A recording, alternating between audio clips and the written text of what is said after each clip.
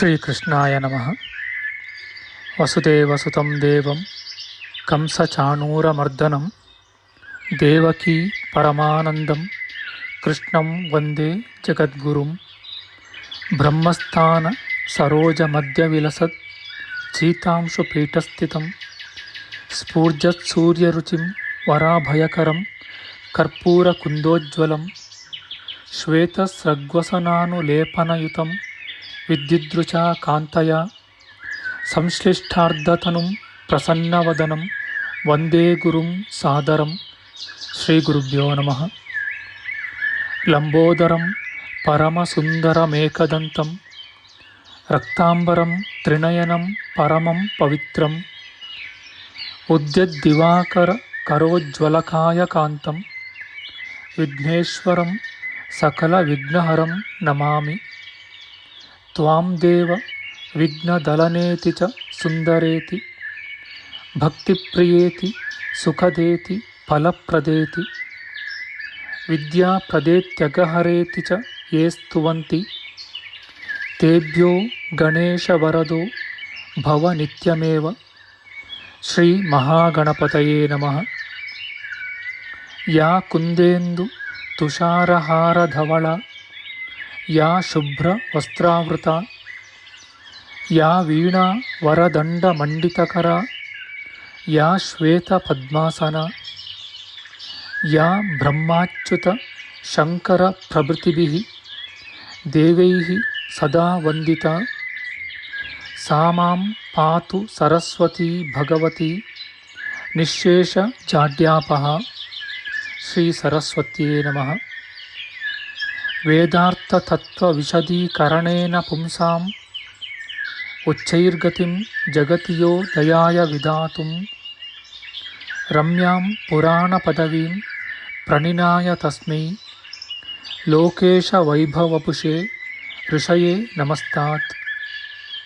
ತಸ್ಮೈ ವ್ಯಾಸಾಯ ಮುನಯೇ ಸರ್ವಜ್ಞಾಯ ಮಹರ್ಷಯೇ ಪರಾಶರ್ಯಾಯ ಶಾಂತಾಯ ನಮೋ ನಾರಾಯಣಾತ್ಮನೆ.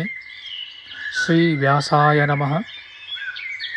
ನಾರಾಯಣಂ ನಮಸ್ಕೃತ್ಯ ನರಂ ಚೈವ ನರೋತ್ತಮಂ ದೇವೀಂ ಸರಸ್ವತೀಂ ವ್ಯಾಸಂ ತತೋ ಜಯಮುದೀರಯೇತ್. ಕನಕರುಚಿದುಕೂಲಃ ಕುಂಡಲೋಲ್ಲಾಸಿಗಲ್ಲಃ ಶಮಿತಭುವನಭಾರಃ ಕೋಪಿ ಲೀಲಾವತಾರಃ ತ್ರಿಭುವನ ಸುಖಕಾರಿ ಶೇಷಶಾಯೀ ಮುಕುಂದೋ ಪರಿಕಲಿತರಮಾಂಗೋ ಮಂಗಲಂ ನಸ್ತನೋತು.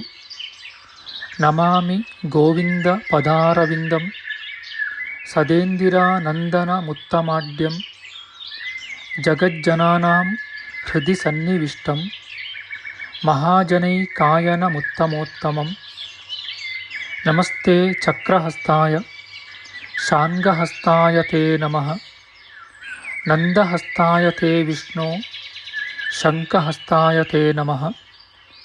ಓಂ ನಮೋ ವಾಸುದೇವಾಯ ನಮಃ ಸಂಕರ್ಷಣಾಯ ಚ ಪ್ರದ್ಯುಮ್ನಾಯ ನಮಸ್ತುಭ್ಯಂ ಅನಿರುದ್ಧಾಯ ತೇ ನಮಃ. ಅನಾಕಾರೋ ಮಹೋಜಾಶ್ಚ ಯಶ್ಚಾದೃಷ್ಟಗತಿರ್ದಿವಿ ಜಗತ್ಪೂಜ್ಯೋ ಜಗತ್ಪ್ರಾಣಂ ತಂ ವಾಯುಂ ಪ್ರಣಮಾಮ್ಯಹಂ. ವಾಯುರೂಪಿ ಪರಮಾತ್ಮನೇ ನಮಃ. ಪ್ರಿಯ ಬಾಂಧವರೇ, ನಮ್ಮ ಈ ಶ್ರೀ ಲಾಲೀಕೃಷ್ಣ ಚಾನಲ್ಗೆ ಸ್ವಾಗತ. ಹಿಂದಿನ ವಿಡಿಯೋದ ಮುಂದುವರಿದ ಭಾಗವಾದ ಇಂದಿನ ವಿಡಿಯೋದಲ್ಲಿ ನಾವು ಶ್ರೀಮದ್ ವಾಯು ಮಹಾಪುರಾಣದ ಪ್ರಥಮ ಖಂಡದ 21ನೆಯ ಅಧ್ಯಾಯದ ಉತ್ತರಾಂಶದ ವಿಚಾರ ಮಾಡೋಣ. ಈ ಅಧ್ಯಾಯದಲ್ಲಿ 28 ಕಲ್ಪಗಳು ಮತ್ತು ಆಯಾ ಕಲ್ಪಗಳ ಪ್ರಖ್ಯಾತ ಪುರುಷರ ನಿರೂಪಣೆಯ ವಿಚಾರ ಮಾಡೋಣ. ಶ್ರೀಕೃಷ್ಣಾಯ ನಮಃ. ಸೂತಮುನಿಯು ಮುಂದುವರಿಸಿ ಹೇಳುತ್ತಾರೆ, ಮಧ್ಯಮ ಕಲ್ಪದ ಅನಂತರ 19ನೆಯ ಯುಗವು ವೈರಾಜಕ ನಾಮಕವಾಗಿದೆ. ಈ ಯುಗದಲ್ಲಿ ವೈರಾಜ ನಾಮಕವಾದ ಮನುವು ಬ್ರಹ್ಮದೇವನ ಮಾನಸ ಪುತ್ರನಾಗಿ ಜನಿಸಿದನು. ಅವನಿಗೆ ಧಾರ್ಮಿಕನೂ ಮಹಾ ತೇಜಸ್ವಿಯೂ ತ್ರಿದಿವೇಶ್ವರನೂ ಆದ ದದೀಚಿ ಎಂಬ ಮಗನು ಹುಟ್ಟಿದನು. ಅವನು ಪ್ರಜಾಪತಿಯಾಗಿದ್ದನು. ಗಾಯತ್ರೀ ದೇವಿಯು ಅವನನ್ನು ವರಿಸಿದಳು. ಅವನಿಂದ ಮನೋಹರವಾದ ಸ್ವರವೂ ಕೂಡ ಹುಟ್ಟಿತು. ಅನಂತರ 20ನೆಯ ನಿಷಾದ ನಾಮಕ ಕಲ್ಪವು ಹುಟ್ಟಲಾಗಿ ಬ್ರಹ್ಮದೇವನು ನಿಷಾದ ನಾಮಕ ಮಾನಸಿಕ ಪುತ್ರನನ್ನು ಸೃಷ್ಟಿಸಿದನು. ಉಳಿದ ಪ್ರಜಾ ಸೃಷ್ಟಿಯೂ ಆಗದೆ ಸ್ತಬ್ಧವಾಯಿತು. ಆಗ ನಿಷಾದನು ಘೋರವಾದ ತಪಸ್ಸನ್ನು ಮಾಡಿದನು. ಆ ಪುತ್ರನು ದಿವ್ಯಯುಗ ಸಹಸ್ರ ವರ್ಷಗಳವರೆಗೂ ನಿರಾಹಾರಿಯೂ ಜಿತೇಂದ್ರಿಯನೂ ಆಗಿ ಘೋರವಾದ ತಪಸ್ಸನ್ನು ಮಾಡಿದನು. ಅನಂತರ ಲೋಕ ಪಿತಾಮಹನಾದ ಬ್ರಹ್ಮನು ಊರ್ಧ್ವಬಾಹುವು ತಪೋನಿಷ್ಠನೂ ಜ್ಞಾನಿಯೂ ದುಃಖಿಯೂ ಕ್ಷುತ್ಪಿಪಾಸಾ ಪೀಡಿತನೂ ಶಾಂತನೂ ಆದ ಪುತ್ರನನ್ನು ನೋಡಿ, ಎಲೆ ಕುಮಾರನೇ, ನೀನು ತಪಸ್ಸನ್ನು ಮಾಡಬೇಡ, ಸುಮ್ಮನೆ ಕುಳಿತುಕೋ ಎಂದು ಹೇಳಿದನು. ಇದರಿಂದ ಅವನಿಗೆ ನಿಷಾದನೆಂಬ ನಾಮವು ಪ್ರಾಪ್ತವಾಗಿರುವುದಲ್ಲದೆ ನಿಷಾದ ನಾಮಕ ಸ್ವರವೂ ಸಹ ಅವನಿಂದಲೇ ಜನಿಸಿದೆ. ಎಲೆ ವಿಪ್ರರೇ, 21ನೆಯ ಕಲ್ಪವು ಪಂಚಮ ಕಲ್ಪವೆಂದು ಪ್ರಸಿದ್ಧವಾಗಿದೆ. ಏಕೆಂದರೆ ಆ ಕಲ್ಪದಲ್ಲಿ ಪ್ರಾಣ, ಅಪಾನ, ವ್ಯಾನ, ಉದಾನ, ಸಮಾನರೆಂಬ 5 ಜನ ಮಾನಸಪುತ್ರರು ಬ್ರಹ್ಮನಿಗೆ ಹುಟ್ಟಿ ಅರ್ಥಗರ್ಭಿತಗಳಾದ ಸ್ತೋತ್ರಗಳಿಂದ ಆ ಮಹೇಶ್ವರನನ್ನು ಹೊಗಳಿದುದರಿಂದ ಈ ನಾಮವು ಸಂಭವಿಸಿದೆ. ಮಹಾತ್ಮರಾದ ಆ ಮಕ್ಕಳು ಪಂಚಮ ಸ್ವರಗಳಿಂದ ಸಂಪೂರ್ಣವಾಗಿ ಭಗವಂತನನ್ನು ಹೊಗಳಿದರು. ಆಗ ಸರ್ವರ ಮನೋರಂಜಕವಾದ ಪಂಚಮ ಸ್ವರವು ಉತ್ಪನ್ನವಾಯಿತು. ಇದರಿಂದ ಆ ಕಲ್ಪಕ್ಕೆ ಪಂಚಮ ಕಲ್ಪವೆಂಬ ನಾಮವು ಸಂಭವಿಸಿರುತ್ತದೆ. 22ನೆಯ ಕಲ್ಪಕ್ಕೆ ಮೇಘನಾದ ಕಲ್ಪವೆಂಬ ನಾಮವು ಬಂದಿದೆ. ಆ ಕಲ್ಪದಲ್ಲಿ ಮಹಾಬಲಶಾಲಿಯಾದ ಶ್ರೀಹರಿಯು ಮೇಘರೂಪವನ್ನು ಹೊಂದಿ ಪರಮೇಶ್ವರನನ್ನು ದಿವ್ಯ ವರ್ಷ ಸಹಸ್ರಗಳವರೆಗೂ ಧರಿಸಿದ್ದನು. ಇದರಿಂದ ಆ ಕಲ್ಪಕ್ಕೆ ಮೇಘನಾದವೆಂಬ ನಾಮವು ಸಂಭವಿಸಿರುತ್ತದೆ. ಭಾರ ಪೀಡಿತನೂ ನಿಟ್ಟುಸಿರನ್ನು ಬಿಡುವವನೂ ಆದ ಆ ವಿಷ್ಣುವಿನ ಮುಖದಿಂದ ಮಹಾತ್ಮನೂ ಮಹಾಕಾಯನೂ ಲೋಕಪ್ರಕಾಶಕನೂ ಕಾಲರೂಪಿಯೂ ಆದ ಭಗವಂತನು ಆವಿರ್ಭೂತನಾದನು. ಆ ಮಹಾಪುರುಷನನ್ನೇ ಬ್ರಾಹ್ಮಣರು ಕಶ್ಯಪರ ಪುತ್ರನಾದ ವಿಷ್ಣುವೆಂದು ಕರೆಯುವರು. 23ನೆಯ ಕಲ್ಪವು ಚಿಂತಕ ಕಲ್ಪವಾಗಿದೆ. ಏಕೆಂದರೆ ಬ್ರಹ್ಮನಿಗೆ ಗುರುವು ಕಾಂತಿಯುತವೂ ಆದ ಚಿತಿ ಎಂಬ ಮಿಥುನವು ಉತ್ಪನ್ನವಾದುದರಿಂದ ಆ ಹೆಸರು ಅನ್ವರ್ಥವಾಗಿದೆ. ಅನಂತರ ಧ್ಯಾನ ಮಾಡುವ ಬ್ರಹ್ಮನಿಗೆ ಚಿಂತೆಯು ಉಂಟಾಯಿತು. ಇದರಿಂದ ಆ ಕಲ್ಪಕ್ಕೆ ಚಿಂತಾಕಲ್ಪವೆಂದು ನಾಮವು ಪ್ರಾಪ್ತವಾಗಿದೆ.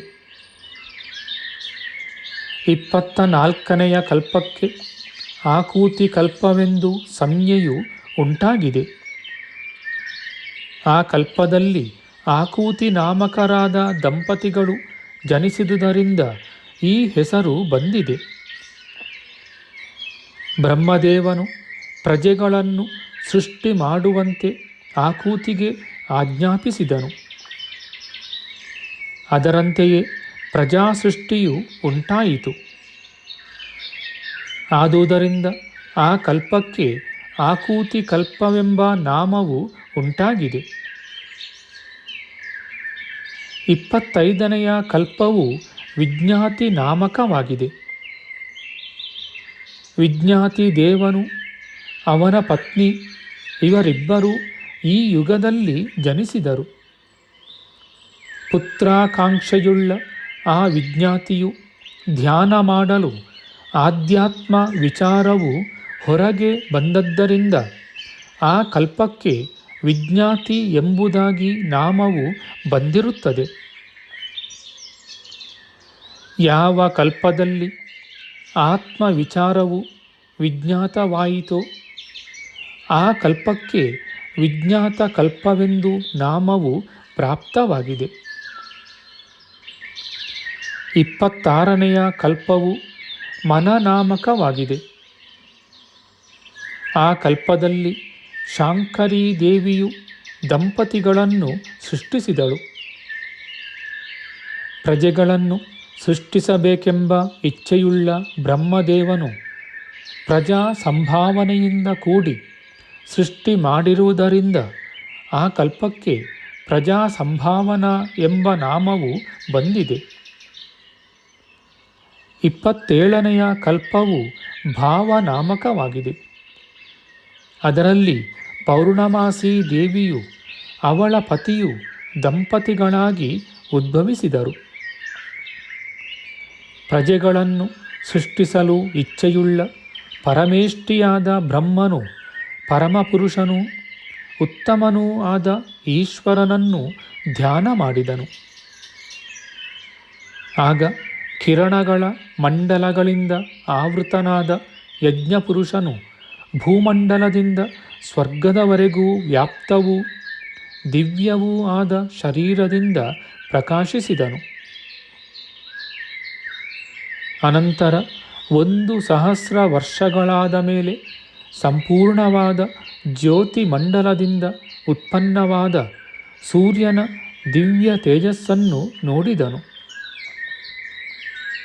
ಸರ್ವಭೂತಗಳಿಗೆ ಅದೃಶ್ಯನೂ ಪೂಜ್ಯನೂ ಸಂಪೂರ್ಣ ಮಂಡಲನೂ ಆದ ಸೂರ್ಯದೇವನು ಪರಮ ಪದವಿಯಲ್ಲಿರುವ ಬ್ರಹ್ಮದೇವನಿಂದ ನೋಡಲ್ಪಟ್ಟನು. ಆಗ ಸೂರ್ಯಮಂಡಲದೊಡನೆ ಸಮಸ್ತವಾದ ಯೋಗಗಳೂ ಮಂತ್ರಗಳೂ ಕೂಡ ಉತ್ಪನ್ನವಾದವು. ಯಾವ ಕಲ್ಪದಲ್ಲಿ ಸೂರ್ಯನೊಡನೆ ಮಂತ್ರಾದಿಗಳು ದೃಷ್ಟವಾದುವೋ ಆ ಕಲ್ಪಕ್ಕೆ ದರ್ಶಕಲ್ಪವೆಂಬುದಾಗಿ ನಾಮವು ಪ್ರಾಪ್ತವಾಗಿದೆ.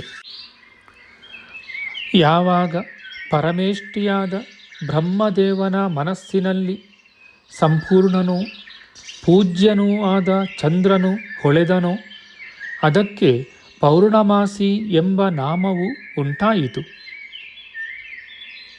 ಯೋಗಿಗಳು ಮೊದಲು ಪರ್ವಕಾಲಗಳಲ್ಲಿ ದರ್ಶನವನ್ನು ಅನಂತರ ಪೌರ್ಣಮಾಸವನ್ನು ತಮ್ಮ ಹಿತಾಕಾಂಕ್ಷೆಯಿಂದ ತಿಳಿಸಿದರು. ಬ್ರಾಹ್ಮಣಾದಿ ಯಾವ ಮನುಷ್ಯರು ದರ್ಶ ಪೌರ್ಣಮಾಸಗಳಲ್ಲಿ ಭಗವದಾರಾಧನಾದಿಗಳನ್ನು ಮಾಡುವರೋ ಅವರು ಪುನರಾವೃತ್ತಿ ರಹಿತವಾದ ಬ್ರಹ್ಮದೇವನ ಪರಮ ಪದವಿಯನ್ನು ಹೊಂದುವರು. ಯಾವನು ಆಹಿತಾಗ್ನಿಯಾಗದೆಯೇ ಜಿತೇಂದ್ರಿಯನಾಗಿರುವನೋ ಮತ್ತು ವೀರ ಮಾರ್ಗವನ್ನು ಹಿಡಿದಿರುವನೋ ಅವನು ಶುಚಿಯಾಗಿ ಸಮಾಧಾನ ಚಿತ್ತದಿಂದ ಮಂತ್ರವನ್ನು ಮೆಲ್ಲಗೆ ಉಚ್ಚರಿಸಬೇಕು. ಅಗ್ನಿದೇವನೇ, ನೀನು ರುದ್ರನೂ ಅಸುರನೂ ಭೂಮಿಯೂ ಸ್ವರ್ಗವೂ ಶರ್ವನೂ ಮಾರುತನೂ ಸೂರ್ಯನೂ ಸ್ವರ್ಗಗತನೂ ಸರ್ವ ಪಾಪ ಪರಿಹಾರಕನೂ ಆಗಿರುತ್ತೀಯೆ. ಬ್ರಾಹ್ಮಣನು ಪೂರ್ವೋಕ್ತವಾದ ಮಂತ್ರವನ್ನು ಭಕ್ತಿಯಿಂದ ಉಚ್ಚರಿಸಿ ಅಗ್ನಿಯನ್ನು ಪ್ರವೇಶ ಮಾಡಿದರೆ ಶಾಶ್ವತವಾದ ಕೈಲಾಸ ಲೋಕಕ್ಕೆ ಹೋಗುವನು. ಪೂಜ್ಯನಾದ ರುದ್ರದೇವನೇ, ನೀನು ಚಂದ್ರನೂ ಅಗ್ನಿಯೂ ಯಮನು ರುದ್ರನು ಆಗಿರುತ್ತೀಯೆ ಎಂದು ಧ್ಯಾನಿಸಿ ಅಗ್ನಿಯನ್ನು ಪ್ರವೇಶಿಸಿದರೆ ಪುನರಾವೃತ್ತಿ ರಹಿತವಾದ ರುದ್ರ ಪದವಿಯನ್ನು ಹೊಂದುವನು. 28ನೆಯ ಕಲ್ಪಕ್ಕೆ ಬೃಹತ್ ಕಲ್ಪವೆಂದು ನಾಮವು ಬಂದಿದೆ.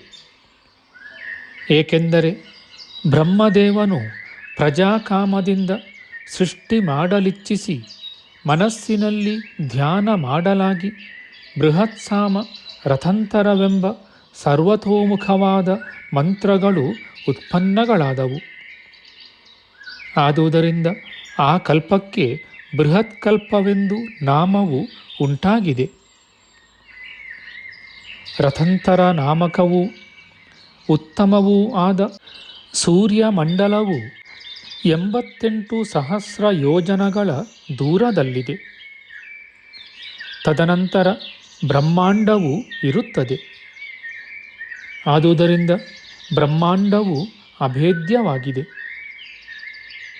ಬೃಹತ್ಸಾಮವು ಸೂರ್ಯಮಂಡಲವನ್ನು ಭೇದಿಸಿರುತ್ತದೆ. ದೃಢವ್ರತವುಳ್ಳ ಯೋಗಿಗಳು ಸೂರ್ಯಮಂಡಲವನ್ನು ಭೇದಿಸಿ ಪರಮ ಪದವಿಯನ್ನು ಹೊಂದುವರು. ಸಾಂಘಿಕರಾದರೂ ಇತರ ಕಲ್ಪಗಳಲ್ಲಿ ರಥಂತರದ ಮೂಲಕ ಪರಮ ಪದವಿಯನ್ನು ಹೊಂದುವರು. ಹೀಗೆ ಅತ್ಯದ್ಭುತಗಳು, ಆಧ್ಯಾತ್ಮ ವಿಷಯಕಗಳು, ಅಮೋಘಗಳೂ ಆದ ವಿಷಯಗಳನ್ನು ನಿಮಗಾಗಿ ಹೇಳಿರುತ್ತೇನೆ. ಇನ್ನು ಮುಂದೆ ಪರಮ ಮಂಗಳಕರವಾದ ಕಲ್ಪಗಳ ವಿಸ್ತಾರವನ್ನು ಹೇಳುವೆನು, ಕೇಳಿ. ಇತಿ ಶ್ರೀ ಮಹಾಪುರಾಣೆ ವಾಯುಪ್ರೋಕ್ತೆ ಕಲ್ಪ ನಿರೂಪಣಂ ನಾಮ ಏಕವಿಂಶೋಧ್ಯಾಯ. ಶ್ರೀಕೃಷ್ಣಾರ್ಪಣಮಸ್ತು. ನಮ್ಮ ಮುಂದಿನ ವಿಡಿಯೋದಲ್ಲಿ ನಾವು ಶ್ರೀಮದ್ ವಾಯು ಮಹಾಪುರಾಣದ ಪ್ರಥಮ ಖಂಡದ 22ನೆಯ ಅಧ್ಯಾಯವಾದ ಕಲ್ಪಗಳ ವಿವರ ಮತ್ತು ಬ್ರಹ್ಮನ ಕಾಲ ಪರಿಮಾಣದ ವಿಚಾರ ಮಾಡೋಣ. ಆಧ್ಯಾತ್ಮಿಕ ಚರ್ಚೆ ಮತ್ತು ವಿಚಾರ ವಿನಿಮಯಕ್ಕಾಗಿ ಶುರು ಮಾಡಿದ ಈ ಚಾನಲ್ನಲ್ಲಿ ನಾವು ಅಪ್ಲೋಡ್ ಮಾಡುವ ಎಲ್ಲ ವಿಡಿಯೋಗಳನ್ನು ಸಂಪೂರ್ಣವಾಗಿ ನೋಡಿ ನಿಮ್ಮ ಸಲಹೆಗಳನ್ನು ಕಮೆಂಟ್ ಬಾಕ್ಸ್ನಲ್ಲಿ ಬರೆಯಿರಿ. ಈ ಚಾನಲ್ಗೆ ಸಬ್ಸ್ಕ್ರೈಬ್ ಮಾಡಿ ಹಾಗೂ ಬೆಲ್ ಬಟನ್ ಒತ್ತಿ ನಾವು ಹಾಕುವ ಎಲ್ಲ ವಿಡಿಯೋಗಳನ್ನು ನೋಡಿ ಪ್ರೋತ್ಸಾಹಿಸಿ. ಕೃಷ್ಣಂ ನಾರಾಯಣಂ ವಂದೇ ಕೃಷ್ಣಂ ವಂದೇ ವ್ರಜಪ್ರಿಯಂ ಕೃಷ್ಣಂ ದ್ವೈಪಾಯನಂ ವಂದೇ ಕೃಷ್ಣಂ ವಂದೇ ಪೃಥಾಸುತಂ. ಶ್ರೀಕೃಷ್ಣಾಯ ನಮಃ.